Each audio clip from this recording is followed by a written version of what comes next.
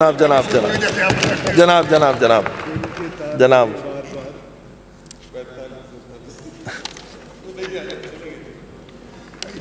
नहीं, आज छुट्टी पर है, छुट्टी पर है।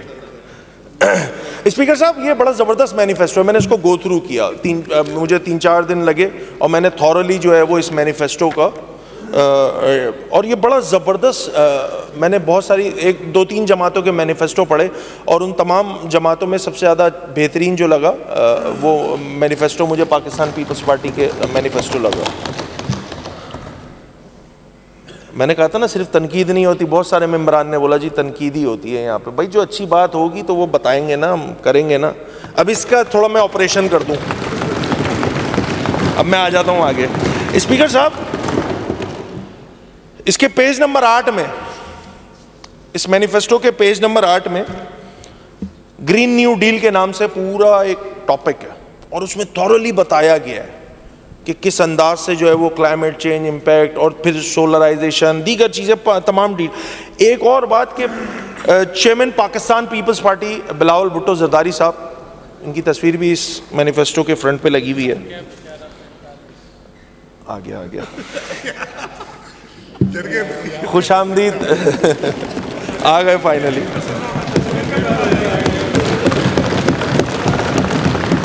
स्पीकर साहब, बड़ा ज़बरदस्त मुकदमा, मुझे याद है लास्ट ईयर शायद अगर मैं गलत नहीं हूँ तो करारदाद भी पास की गई थी इस असेंबली से बिलावल भुट्टो जरदारी साहब का जो बीइंग वज़ीर ख़ारजा फॉरेन मिनिस्टर ऑफ पाकिस्तान, जो उनके एफर्ट से और फिर किस तरह क्लाइमेट चेंज पर जो है वो पूरी दुनिया को बतलाया गया कि उसका इम्पैक्ट, पाकिस्तान उन 10 ममालिक में शामिल है कि जिसमें क्लाइमेट चेंज का सबसे ज़्यादा इम्पैक्ट आता है। स्पीकर साहब, एक जानिब जो है वो पीपल्स पार्टी अपनी मैनिफेस्टो में ये बात लिखती है कि चुनो नई सोच को, और क्लाइमेट चेंज पे हम भी जानते हैं कि जी बिलावल भुट्टो जरदारी साहब जो हैं वो बड़ा ज़बरदस्त प्रोएक्टिवली उन्होंने तमाम दुनिया को बतलाया। मैं ये बात सुनने के बाद अगर कोई थर्ड पर्सन होगा वो ये ज़रूर सोचेगा कि इस जमात की हुकूमत जिस सूबे में मौजूद है वो तो इस पर बड़ा ही ज़बरदस्त काम कर रही होगी। कोई एक थर्ड पर्सन ऐसा ही सोचेगा कि भाई जमात के चेयरमैन ये कह रहे हैं, इतना ज़बरदस्त उनका जो है वो माइंडसेट है इस हवाले से, उनका विज़न बड़ा ब्रॉड है। मैं देखता हूँ क्लाइमेट चेंज, अब क्लाइमेट चेंज की डिटेल मैंने उठाई, मैं 2008 से शुरू कर लेता हूँ। 2008 allocation climate change environment and coastal development department, ये मैं ओवरऑल बात कर रहा हूँ जो इस डिपार्टमेंट। 2008 एलोकेशन 150 मिलियन, खर्च 25 मिलियन। आगे बढ़ते हैं, 2009 एलोकेशन 199 मिलियन, खर्च 27 मिलियन। 2010 एलोकेशन 179 मिलियन, खर्च 10 मिलियन। 2011 200 मिलियन एलोकेशन, खर्च 10 मिलियन। 2012 एलोकेशन 274 मिलियन, खर्च 0.2 मिलियन। 2013 एलोकेशन 215 मिलियन, खर्च 0.58 मिलियन। अब आ जाता है 2014। ये हुकूमत सोचती है हम इतना भी खर्च क्यों कर रहे हैं, हम एक काम करते हैं। 2014-15 में एलोकेशन होती है 155 मिलियन और खर्च कितना होता है? शून्य। 2015 एलोकेशन 115 मिलियन, खर्च, जोर से बोलो ना भाई, 0। 2016 में खर्च होता है, ये भी बताऊंगा, मैंने कहा था ना सिर्फ तनकीद नहीं, अच्छी बात भी बताऊंगा। 155 मिलियन एलोकेट होता है, 107 मिलियन खर्च होता है, 60% तो चले खर्च किया इस दफ़ा। 2017 137 मिलियन एलोकेट होता है, 139 मिलियन खर्च होता है, ज़बरदस्त। 2018 157 मिलियन एलोकेट होता है, खर्च होता है 0।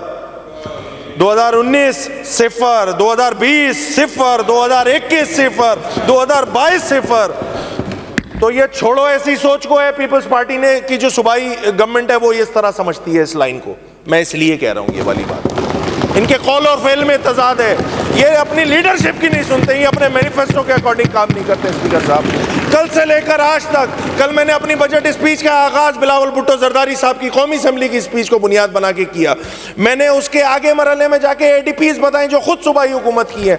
अब मैं मैनिफेस्टो पे बात कर रहा हूँ, ये मेरा बनाया हुआ नहीं मैनिफेस्टो है, ये पाकिस्तान पीपल्स पार्टी का बनाया हुआ मैनिफेस्टो है। इस क्लाइमेट चेंज पर मैनिफेस्टो के अगेंस्ट सूबाई हुकूमत काम कर रही है। स्पीकर साहब,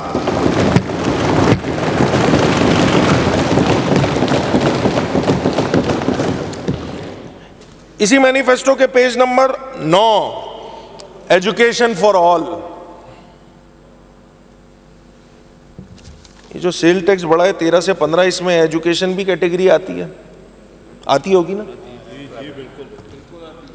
फिर कौल फेल में तजाद। एक तरफ आप एजुकेशन बढ़ाने की बात कर रहे हैं, बच्चों को आउट ऑफ स्कूल बच्चों की तादाद 8.8 मिलियन, मिनिस्टर साहब ऐसा ही है, कम है? 4 मिलियन, एग्री, मैं भूल गया, 4 मिलियन। तो ये अपने कॉल ऑफ फेल में तजाद। फिर इस एजुकेशन डिपार्टमेंट, ये मैं मैनिफेस्टो की बात कर रहा हूँ, मैं कोई अपने घर से ये डॉक्यूमेंट नहीं लाया हूँ, लाया तो वैसे घर से ही हूँ। पेज नंबर 9 में the health of the nation, इसी मैनिफेस्टो में सेहत एक नेमत, इस नेमत पे भी टैक्स लगाया हुआ है, बढ़ाया हुआ है ना, 13 से 15 स्लैब किया हुआ है ना सिंध फाइनेंस बिल में।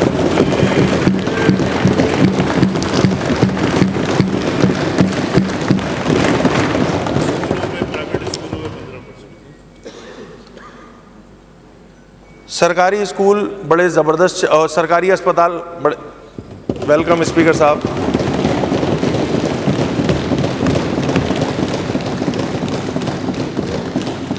सरकारी स्कूल बड़े अस्पताल जो है बड़े ज़बरदस्त चल रहे हैं, मगर गवर्नमेंट एम्प्लॉय की जो हेल्थ इंश्योरेंस है वो प्राइवेट सेक्टर में की हुई है।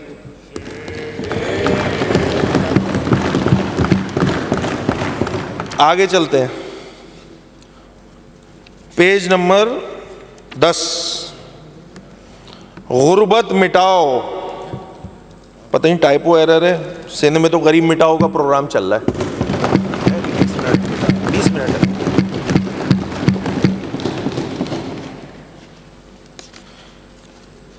स्पीकर साहब, इसी के मैनिफेस्टो के पेज नंबर 11 में जवान मुस्तकबिल द यूथ कार्ड की बात की गई है। ये यूथ कार्ड, ये इस शहर के मैं अमनो अमान की सूरत हाल देखूँ ना, कि जिसमें इस शहर के नौजवानों के जो नौजवानों को जिस अंदाज से कत्ल किया जा रहा है, तो ये यूथ कार्ड नहीं है, ये यूथ कार्ड समझिए महकमा दाखिला से, ये काट रहे हैं इस यूथ को।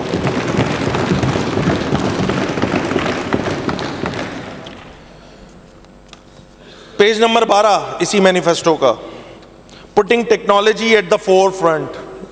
अब ये वाली बात पे तो हंसी आएगी, कितनी टेक्नोलॉजी जो है वो सिंध हुकूमत यूज़ कर रही है। एनीवेज, मैं इसकी डिटेल में नहीं जाता। बहरहाल, आईटी के एक्सपोर्ट पे सिंध का कंट्रीब्यूशन कितना होना चाहिए, आप अपने मैनिफेस्टो के अकॉर्डिंग ही, ये सूबाई हुकूमत काम करने को तैयार नहीं है। मेरा पॉइंट ये है। एक और इसी पेज पे, पेज नंबर 12 में इसी मैनिफेस्टो के लिखा हुआ है ease of doing business. Speaker साहब, कैपिटल तो फ्लाई कर रहा है, यहाँ पानी मौजूद नहीं है, इलेक्ट्रिसिटी का मसला मैंने आपको बता दिया, गैस के मसाइल मौजूद हैं। अगर ज़मीन मिल जाती है तो वहाँ पे जब काम स्टार्ट होता है तो फिर एसबीसीए वालों ने भी तो आना है, और जब कंस्ट्रक्शन हो रही होती है तो जो इलाकाई पुलिस वाले हैं वो भी तो मिठाई लेने आएंगे ना भाई, या नहीं आएंगे? मगर ईज ऑफ डूइंग बिजनेस करना है। क्यों? क्योंकि मैनिफेस्टो में लिखा हुआ है, बिल्कुल कॉन्ट्रडिक्शन है, परपेंडिकुलर पॉलिसी है सूबाई हुकूमत की इस मैनिफेस्टो के अगेंस्ट। पेज नंबर 30 क्विकली आ जाता हूं आगे जल्दी जल्दी ताकि रैप अप कर सकूं। Upholding human dignity. सर, कौन सी डिग्निटी सर, कौन सी डिग्निटी यहां पे? अब इसकी डिटेल में मैं जाऊंगा तो फिर वो इनकम सपोर्ट की बात करूंगा, फिर वो भी बुरी लग जाएगी। डिग्निटी, यहाँ तो डिग्निटी रुल रही है शहरों में, लोगों को चौक पे चौराहों पे इसी तरह मार दिया जा रहा है, काट दिया जा रहा है गाजर मूली की तरह। कौन सी डिग्निटी की बात हो रही है ये? Page number 33, human rights for minority, बहुत डिटेल में लिखा हुआ है इस मैनिफेस्टो में। स्पीकर साहब, एक माइनॉरिटी के एमपीए को डिप्टी स्पीकर बनाकर माइनॉरिटी के राइट्स का क्लेम करना कि जी हमने बड़े राइट्स दे दिए, इस तरह कहानी चलने वाली नहीं है।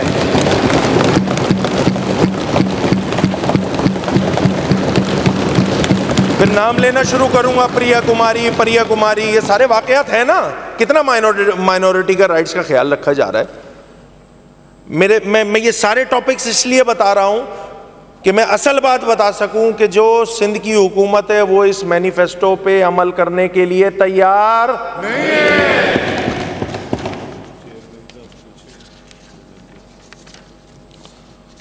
Page number 41, water life managing scarcity and equity. Speaker साहब, मुझे ये मुझे फॉर्मूला नहीं समझ में आता। इस शहर कराची की आबादी है लगभग 34% सिंध का, ऐसा ही है। जो कोटा सिंध को दिया जाता है उस कोटे का फकत 1% शहर कराची के लिए है। तो ये प्रोपोर्शन मुझे कोई समझा दे, सीएम साहब समझाते तो ज़्यादा समझ में आ जाएगी बात मुझे। पेज नंबर 55 इसी मैनिफेस्टो का, कंस्ट्रक्टिव एंगेजमेंट विद नेबर्स। अच्छा, ये यकीनन खारजा पॉलिसी की बात हो रही होगी इस मैनिफेस्टो में। ये नॉन इंक्लूसिव पॉलिसी सिंध हुकूमत की, आप जाते हैं ना बाहर तो यकीनी तौर पे हम अपने ब्रादर इस ममालिक से या पड़ोसी ममालिक से हम जो है अच्छे ताल्लुकात चाहते हैं, और वो ये देखेंगे कि भाई जो जमात जाके ये क्लेम कर रही है कि जी हम आपसे अच्छे ताल्लुकात चाहते हैं, कंस्ट्रक्टिव इंगेजमेंट चाहते हैं, वो कंस्ट्रक्टिव इंगेजमेंट में जब सिंध पे हुकूमत पे नज़र दौड़ाएंगे तो वो ये देखेंगे कि यहाँ पे जो अपोजिशन बैठी है वो उसको खातिर में नहीं लाते, तो ये क्या कंस्ट्रक्टिव इंगेजमेंट जो है वो नेबर्स के साथ करेंगे। और फिर बात बड़ी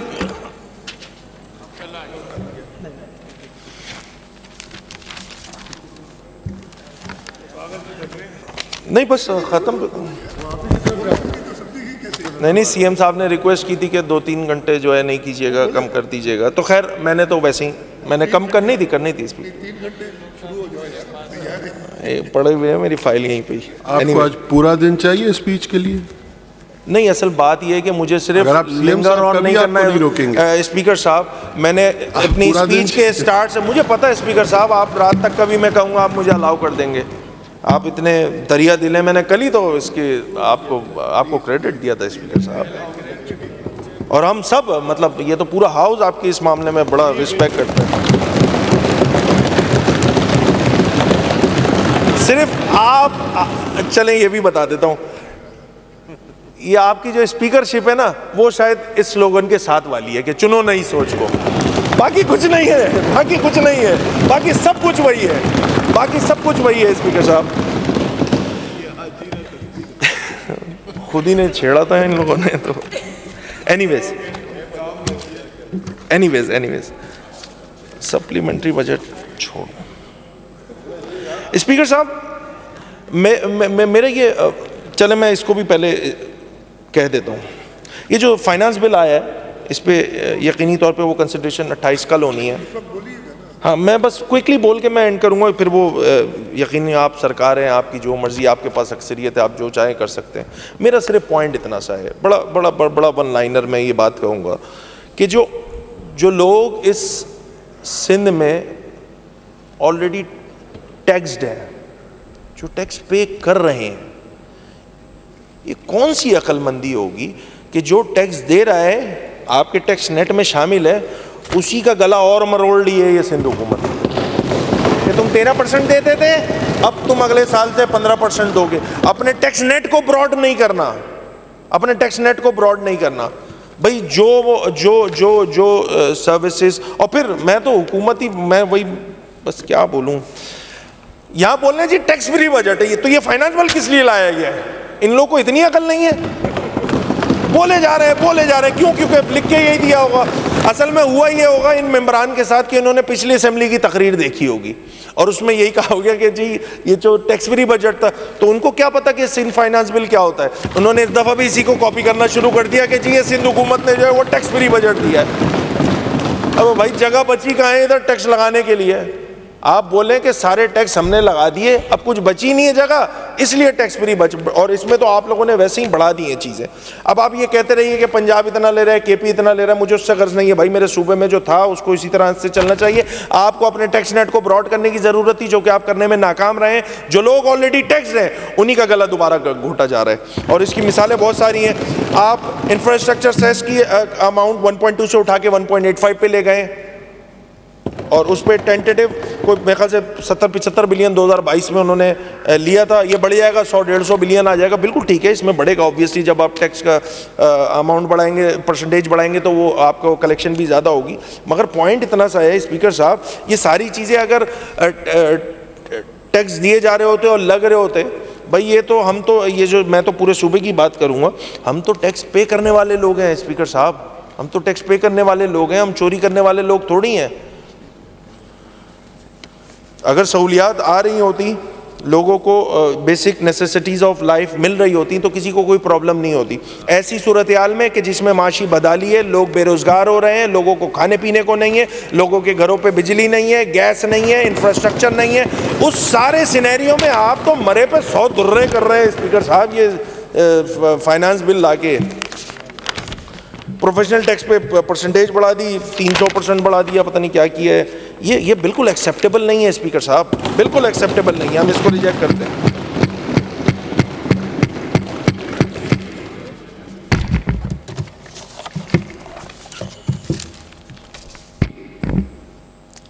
कुछ गुजारिशात हैं मेरी मिनिस्टर एजुकेशन, जो नॉन टीचिंग स्टाफ है, मैंने आपसे डिस्कस भी किया था, उसको जो है उनके अपग्रेडेशन नहीं हुई है, जो मैंने आपसे डिस्कस किया था, आपके पास डिटेल भी मौजूद है। मेरी गुजारिश होगी मिनिस्टर एजुकेशन से कि उनका जो जायज़ मुतालबात हैं उसको जो है वो आप जो है वो अपने डिपार्टमेंट से और सीएम साहब से जो है उनको पास करवाएं, ताकि उनके जो केडर है, जो स्कूल एजुकेशन वालों का जो था, वही फिर कॉलेज एजुकेशन वालों का भी हो जाएगा तो ज़्यादा अच्छा होगा।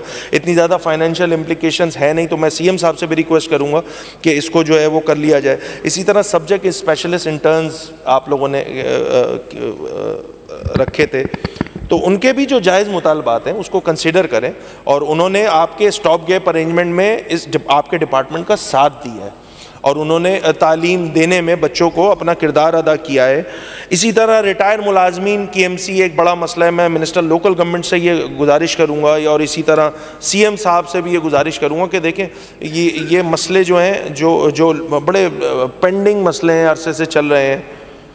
मैं without going into the detail के किसकी क्या जिम्मेदारी, किसका क्या कसूर, आपने क्या किया, हमने क्या किया, खुदारा इस मसले को प्रायोरिटी के साथ हल कीजिए। स्पीकर साहब, अपने कंक्लूजन में मैंने हद्दुल इम्कान कोशिश की कि ब्लेम गेम की सियासत से बाला होकर किसी इंडिविजुअल को या किसी जमात को टारगेट किए बग़ैर सिंध का मुकदमा, कराची तक कश्मीर रहने वाले 6 करोड़ से ज़ायद नफूस पर इस सूबे सिंध में रहने वाले लोगों का मुकदमा, इस ऐवान में स्पीकर साहब, इस ऐवान के तवस्सुत से हुक्मरानों के गोशगुजार कर सकूं। कोशिश की मैंने कि तमाम ही मसाइल जिनसे इस सूबे की आवाम नबरदाज़मा है, उनको न सिर्फ बतला सकूं, बल्कि जो जायज़ हल मौजूद था, हमारे जहनों में था, उसका भी आपके साथ तस्करा कर सकूं, ताकि हम पॉजिटिविटी के साथ आगे चल सके। मैंने कल भी ये गुजारिश की थी कि यहाँ पे जो हुकूमत और जो लोग हैं उनके दरमियान एक गैप जो है वो बढ़ता ही जा रहा है। पहले एक ज़माने में बजट होते थे तो लोग सारे प्रोग्राम, कारोबार ज़िंदगी बंद करके बजट देख रहे होते थे, ऐसे ही होता था स्पीकर साहब, मैं बचपन की बात बता रहा हूँ। आज बजट आ रहा है नहीं आ रहा, नो वन केयर्स। हमने शायद कहीं हुक्मरान तबके ने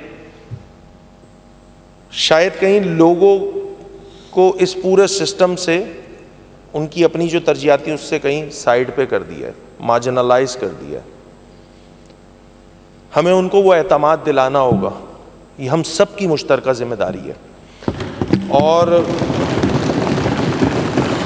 और इसका इम्पैक्ट यकीनी तौर पे इलेक्शन होते हैं तो नज़र आ रहा होता है टर्नआउट की सूरत में कि कितना फ़ीसद रह गया है इस जमहूरी निज़ाम पे। उसकी पासदारी करना, उसकी रखवाली करना हम सब जमहूरी क़ुव्वतों की मुश्तरका ज़िम्मेदारी है। और अगर हम वो नहीं करेंगे तो फिर वही शरारतें होंगी जो कि पाकिस्तान की तारीख़ है उसकी डिटेल में जाए बगैर। मेरी आप लोगों से मेरी गुजारिश, मैंने कोशिश ये की कि कंस्ट्रक्टिव क्रिटिसिज्म करूं instead of bashing the government. मैंने कल बहुत डिटेल में, और मैं तो पूरी अपनी, अगर मैं बजट को, मैं खुद अपने बजट की समरी करूं तो मैंने अपने तई तो कोई बात ही नहीं की। मैंने स्टार्ट बिलावल भुट्टो जरदारी साहब की बात से किया, मैंने सिंध की ADP स्कीम्स बताई, मैंने जुल्फ़िकार अली भुट्टो साहब की सेइंग को कोट किया, और उसके बाद मैं आ गया पीपल्स पार्टी के मैनिफेस्टो पे। ये भी तारीख़ में पहली बार हो रहा है कि आईना दिखाया जा रहा है, आईना दिखाया जा रहा है। जहाँ जो अच्छे इक़दामात हुए हैं, कल चूँकि ट्रांसपोर्ट डिपार्टमेंट पे मैं डिटेल में ज़्यादा बात कर नहीं सका था, ट्रांसपोर्ट डिपार्टमेंट में जो अच्छे इक़दामात हुए ना, हम उसको कदर की निगाह से देखते हैं। 3 जून 2023 में एक कैबिनेट मीटिंग हुई थी और उसमें शर्जील इनाम मेमन साहब ने कैबिनेट को बताया था कि अगर मैं सिर्फ इस शहर की बात कर लूँ तो एक वर्ल्ड बैंक की रिपोर्ट है कि लगभग 15,000 बसें जो हैं वो ज़रूरत हैं इस शहर कराची की। आप ख़ुद गिन लीजिए कि कितनी बसें आपके पास हैं और आपको कितने सालों दरकार होंगे इस 15,000 को पूरा करने के लिए।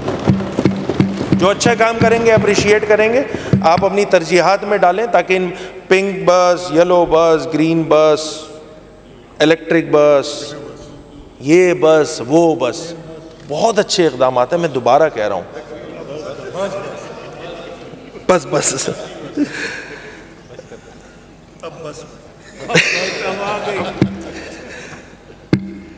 एक और इम्पॉर्टेंट इशू है और वो है जो ये लीगल अफगानी इस शहर और पूरे सूबे में जो बस गए हैं ना, इसको सीरियसनेस के साथ देखना होगा स्पीकर साहब, वरना ये हमारी जानों को आएंगे। मैं फ्लोर ऑफ द हाउस ये बात कह रहा हूँ। हम तो भुगत रहे हैं, ये शहर वाले तो भुगत रहे हैं, अरसे से भुगत रहे हैं, अब ये पूरा सूबा भुगत रहा है, इसलिए अब परेशानी लग रही है। ये है हकीकत। बहुत अरसे से ये वाला प्रॉब्लम यहाँ पे था, बोलते रहते थे तो वो उसको पता नहीं कौन कौन से रंग दे दिए जाते थे। आज सब भुगत रहे हैं तो एहसास हो रहा है, एहसास हुआ, देर से हुआ, दुरुस्त हुआ है, हम आपके साथ खड़े हैं। मानसून की बारिशें एक्सपेक्टेड हैं कि ज़्यादा होंगी। बरसाती नालों की सफाई से लेकर जितने भी शहरी इलाके हों और चाहे वो जो देही इलाके हों, उसके लिए मैं इस स्पीच के तवज्जुह से ये डिमांड करूँगा कि इक़दामात करे हुकूमत। बहुत सारे, अगर मैं सिर्फ शहर की बात कर लूँ तो बहुत सारे बरसाती नाले हैं जो वो साफ़ नहीं हो सके हैं। हम भी बड़े लेट चल रहे होते हैं, तो बारिश होगी तो फिर आ जाते हैं, फिर सफाई करते हैं, फिर उठाते हैं कचरा, ऐसे ही डाल देते हैं, फिर पड़ा रहता है 20-20 दिन, 25-25 दिन सड़ता रहता है। फिर वो उड़ जाता है, फिर सॉलिड वेस्ट वाले आते हैं, वो सफाई करते हैं और चले जाते हैं। इस रविश को भी चेंज करने की ज़रूरत है। ये सारी चीज़ें कर लेंगे तो आप ही को क्रेडिट मिलेगा। हुकूमत आपकी है जनाब, हुकूमत आपकी है। आखिर में मैं चाहूँगा कि जितनी मैंने बातें कही हैं वो उन बातों को सीरियसनेस के साथ लिया जाए। मैंने गवर्नेंस को टारगेट करने की कोशिश की है। मैंने चाहा है कि ये शहरी और सही देही सिंध की जो खलीज है उसमें उस खलीज को कम करने में बहैसियत अपोजिशन लीडर अपना किरदार अदा कर सकूं। मैं ये एक्सपेक्ट करूंगा कि हुकूमत की जानिब से भी इस कार्य खैर में अपना कंट्रीब्यूशन किया जाएगा। और मेरी ये खुशनसीबी है स्पीकर साहब, एक और बात, यहाँ बड़े सीनियर पार्लियामेंटेरियंस बैठे हुए हैं और आई मस्ट से मैं नाम लूँगा यकीनी तौर पे निसार खोड़ो साहब का, आगा सिराज दुरानी साहब का। ये मेरे लिए खुशकिस्मती है कि मैं इनके सामने जो है बहैसियत अपोजिशन लीडर, और कायम अली शाह साहब बैठे हुए हैं, सीएम साहब लुक्स यंग, वैसे ये भी बड़े सीनियर हैं 2002 से और बहुत सारे मेम्बरान हैं सारे। ये मेरी खुशकिस्मती है कि मैं जो हूँ इनके सामने जो है बहैसियत ऑपोजिशन लीडर जो है वो स्पीच कर रहा हूँ। मैं चाह रहा हूँ कि मेरी ख्वाहिश क्या है, मेरी जमात की ख्वाहिश क्या है कि रिकन्सिलिएशन की सियासत जो है वो इस सिंध सूबे के मसाइल का अल्टीमेट सोल्यूशन है। इंक्लूसिविटी लाएं, मसाइल मुश्तरका हों, हमारे मसाइल में हम मुश्तरका बात करें। आइए मैं लाड़काना के मसलों की बात करूं, आप शहर कराची के मसलों की बात करें, हम तैयार हैं इस उम्मीद के साथ कि सेंस प्रीवेल करेगा, इस उम्मीद के साथ कि हम मिलकर इस सूबे के लिए और इस सूबे के जो मुश्तरका मसाइल है ना उसके लिए हमेशा यक ज़ुबान यक आवाज़ रहे हैं। ये रिवायत रही है, इस चाहे वो मुत्तहिदा कौमी मूवमेंट पाकिस्तान हो, चाहे वो पाकिस्तान पीपल्स पार्टी हो। भाई गैस के मसले पे ज़्यादती करता है वफाक, ये हमारा भी पॉइंट ऑफ व्यू है, ये पीपल्स पार्टी का भी पॉइंट ऑफ व्यू है। बहुत सारे ऐसे मसाइल हैं, कालाबाग डैम है, भाई आपकी भी रिजर्वेशन है, हमारी भी रिजर्वेशन है। ये मैं 2-3 दिनों से सुन रहा था, पता नहीं कौन सी बात को कहाँ से जोड़ दिया लाके। एक चीज़ तय हो चुकी है और इस पे ये जो चीज़ें वो प्रोवोक कर रहे होते हैं ना, उन पे पीपल्स पार्टी को भी और हुक्मरानों को भी नज़र रखने की ज़रूरत है, हमें भी नज़र रखने की ज़रूरत है। इस तमाम तरीके की शरारतों को जो है वो हम भरपूर अंदाज से मजम्मत करते हैं। सिंध के मसाइल मुश्तरका हैं, हमारे मसाइल मुश्तरका हैं। हम मिलकर कोशिश और काविश करेंगे तो इंशाअल्लाह एक बेहतर सिंध बना सकेंगे। बेहतर सिंध बनेगा, बेहतर कराची बनेगा, बेहतर सिंध बनेगा तो बेहतर पाकिस्तान बनेगा इंशाअल्लाह। इस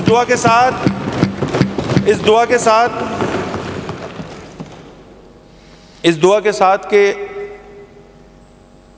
मैं पुरुमीद हो के अपनी नशिस्त लूँगा कि सूबाई हुकूमत जो है वो इंक्लूसिविटी की सियासत को फ़रोग़ देगी, लोगों के मसाइल को हल करने में। मैं चाहूँगा कि नेक्स्ट स्पीच मैं जब करूँ अगले साल बजट में तो सिर्फ तनकीद ना हो, जो अच्छे काम होंगे उसकी फ़ाइल पहले बनाऊँ और उसके बाद जो थोड़े बहुत काम रह जाए कि जिसमें लूप होल्स मौजूद हो उसकी निशानदेही बाद में करूँ। तो मैं एक्सपेक्ट करूँगा कि सिंध हुकूमत जो है अगले साल मुझे उनके हक़ में उनके प्रो होकर तारीफ़ करके जो है मेरी तकरीर करने में मेरी मदद फराम करेगी। स्पीकर साहब आपका एक मरतबा फिर बहुत बहुत शुक्रिया, सीएम साहब का शुक्रिया, उनकी पूरी कैबिनेट का शुक्रिया और जितने सीनियर हमारे जो मिनिस्टर्स और मेम्बरान बैठे हुए उनका शुक्रिया कि उन्होंने मेरी स्पीच कल भी 2 घंटा, मैंने आज इसीलिए इस स्पीच की शिद्दत को भी कम रखा और वक्त को भी कम